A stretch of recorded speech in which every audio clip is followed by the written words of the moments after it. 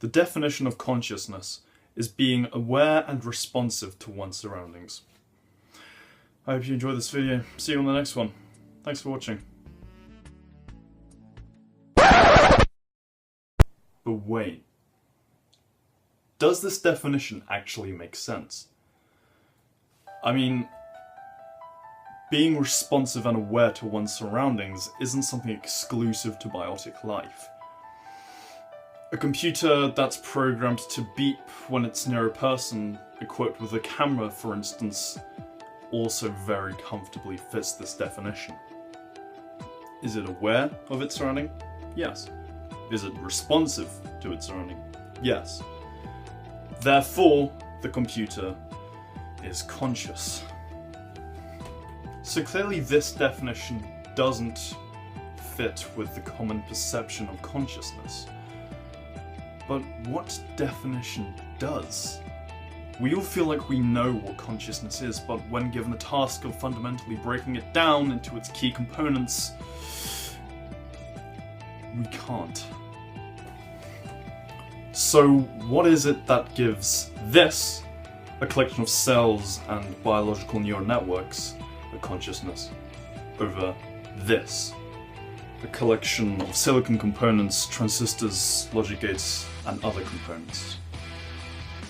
Is there a difference? Or do we just need to scrap the entire idea of consciousness? Well, let me give you a thought experiment. You are presented with two people. They are identical in every way, shape and form, but there's one key difference. One of them is conscious and the other one isn't.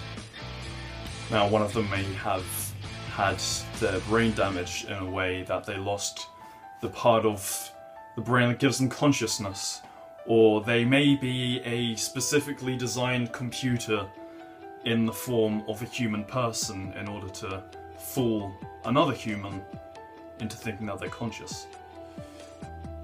If your answer is, well, the one with the soul is the one that has the consciousness, well then let's simply change the question. Which one has a soul?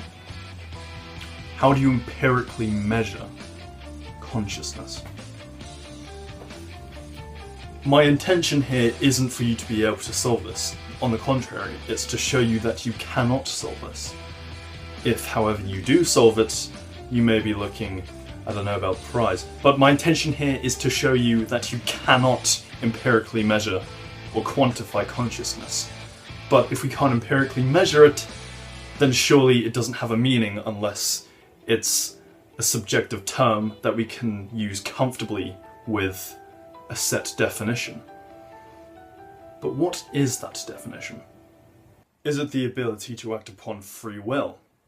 But then we simply ask the question, what is free will? The ability to act accordingly to your surroundings in which way you deem is right? Well then, by this logic, a computer has free will. Is it the ability to feel love, anguish, and despair, emotions?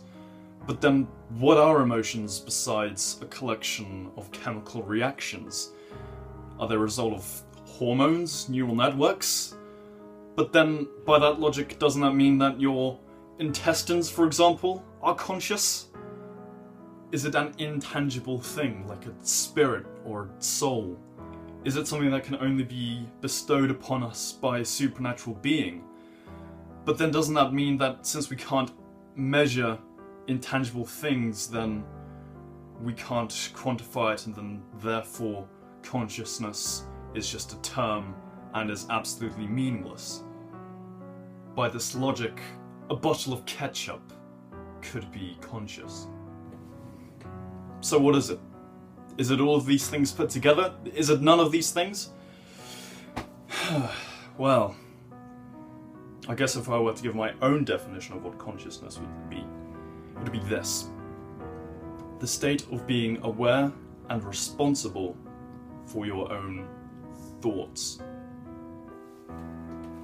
Because if there is one truth and one truth only that you can ever know, it's this: I think, therefore I am. This phrase was posed by the Renaissance philosopher René Descartes. You are aware of your thoughts by just sitting and sort of staring into empty space. You can feel what it's like to have thoughts. So you know that you are conscious. Well, but then how do you know that I am conscious? How do you know that anyone is conscious, for that matter? How do you know that your parents, your friends, your siblings, anyone in the world is conscious? You can't. There's no way of knowing. I'm gonna leave you with that thought. See you in the next one. Thanks for watching.